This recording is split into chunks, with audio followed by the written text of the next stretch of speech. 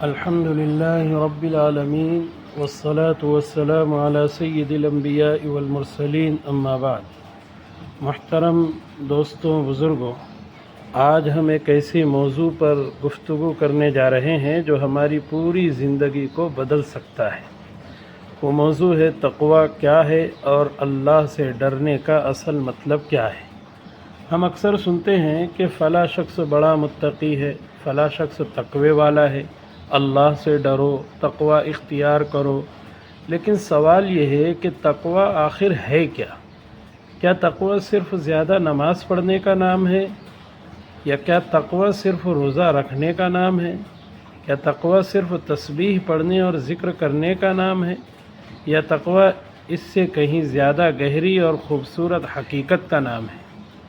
میرے عزیزو، تقویٰ یہ ہے کہ انسان کے دل میں اللہ کی عظمت اور اس کی نگرانی اور اس کے سامنے جواب دہی کا ایسا احساس پیدا ہو جائے کہ وہ اللہ کی نافرمانی سے بچنے لگے اور اس کے احکام پر چلنے کی کوشش کرے۔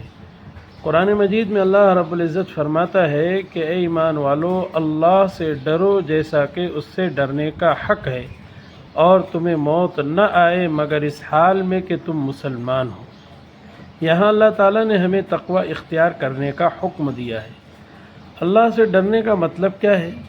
میرے دوستو، جب ہم کہتے ہیں کہ اللہ سے ڈرو تو اس کا مطلب یہ نہیں کہ اللہ سے مایوس ہو جاؤ یا اللہ کی رحمت سے نا امید ہو جاؤ، ہرگز نہیں۔ اللہ سے ڈرنے کا مطلب یہ ہے کہ انسان اللہ کی عظمت کو پہچانے، اس کے احکام کا احترام کرے، اس کی نافرمانی سے بچے، اور ہر وقت یہ احساس رکھے کہ اللہ مجھے دیکھ رہا ہے۔ لوگوں سے چھپ سکتے ہیں لیکن اللہ سے نہیں چھپ سکتے۔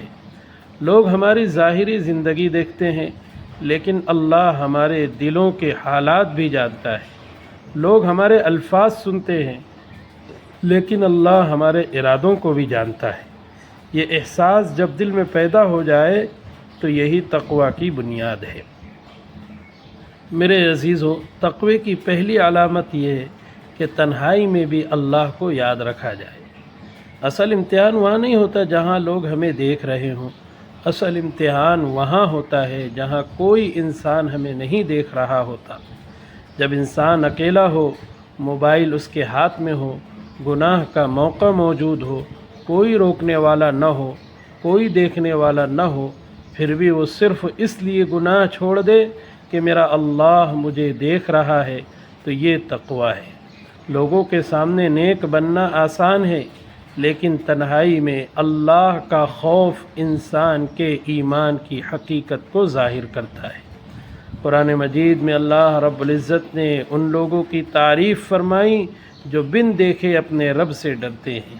ایسے لوگوں کے لیے اللہ تعالیٰ نے مغفرت اور بڑے اجر کا وعدہ فرمایا ہے۔ تقویٰ صرف عبادت کا نام نہیں ہے۔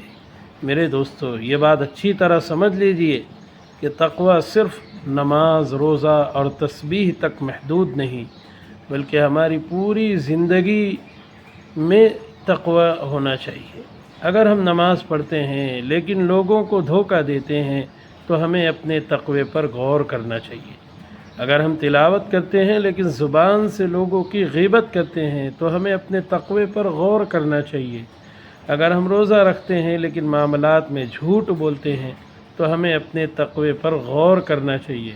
اگر ہم مسجد میں اللہ کا ذکر کرتے ہیں لیکن گھر میں بیوی، بچوں، والدین یا دوسروں کے حقوق پامال کرتے ہیں تو ہمیں اپنے تقوی کا جائزہ لینا چاہیے۔ تقوی عبادت گاہ سے نکل کر بازار، گھر، کاروبار، موبائل، گفتگو اور معاملات تک پہنچتا ہے۔ تقوی اور حلال و حرام میں ایک ربط ہے۔ ایک متقی انسان صرف یہ نہیں دیکھتا کہ لوگ کیا کہیں گے، بلکہ وہ یہ دیکھتا ہے کہ اللہ کیا چاہتا ہے۔ اگر حرام مال سامنے ہو تو وہ کہتا ہے مجھے یہ نہیں چاہیے، میرا رب اسے پسند نہیں کرتا۔ اگر جھوٹ بول کر فائدہ حاصل ہو سکتا ہو تو وہ کہتا ہے میں جھوٹ نہیں بولوں گا کیونکہ میرا اللہ مجھے دیکھ رہا ہے۔ اگر کسی کا حق مارنے کا موقع ہو تو وہ رک جاتا ہے اگر کسی کی عزت خراب کرنے کا موقع ہو تو زبان کو روک لیتا ہے، یہی تقوی ہے۔ اور یہ تقوی انسان کو گناہوں سے کیسے بچاتا ہے؟ میرے دوستوں، گناہ سے بچنے کے لیے ہر جگہ قانون موجود نہیں ہوتا۔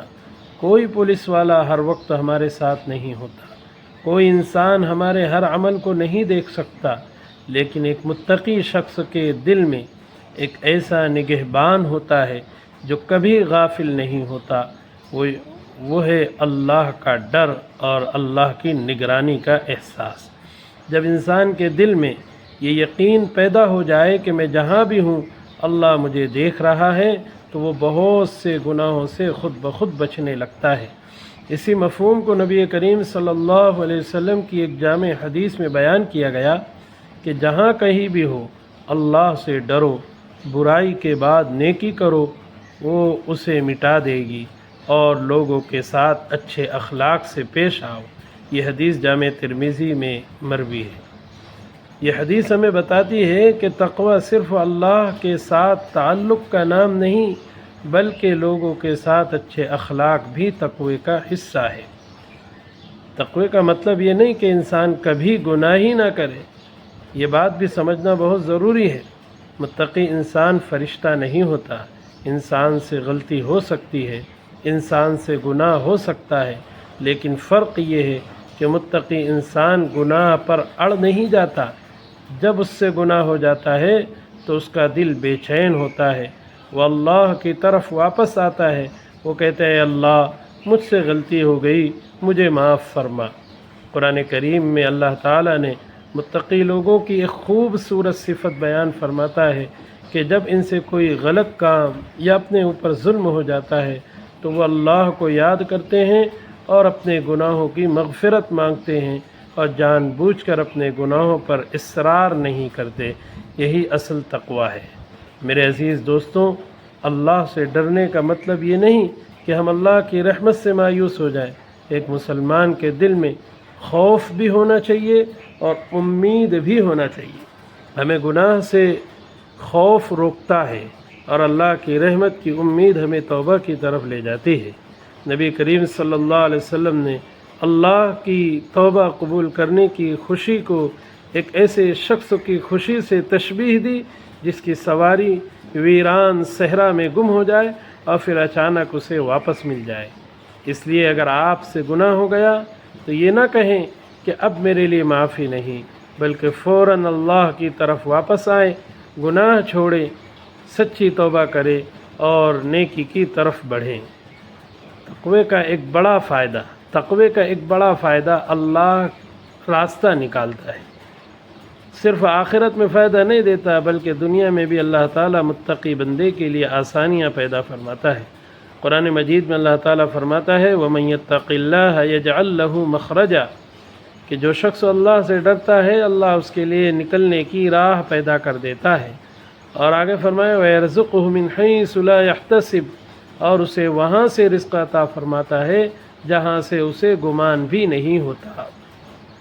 لہٰذا اگر کبھی زندگی میں مشکل آئے تو صرف دنیاوی تدبیروں پر بھروسہ نہ کرے، اپنے تقوی کو بھی مضبوط کریں، اپنے گناہوں سے توبہ کریں، نماز درست کریں، حرام چھوڑیں، حقوق العباد ادا کریں اور اللہ سے اپنا تعلق مضبوط کریں۔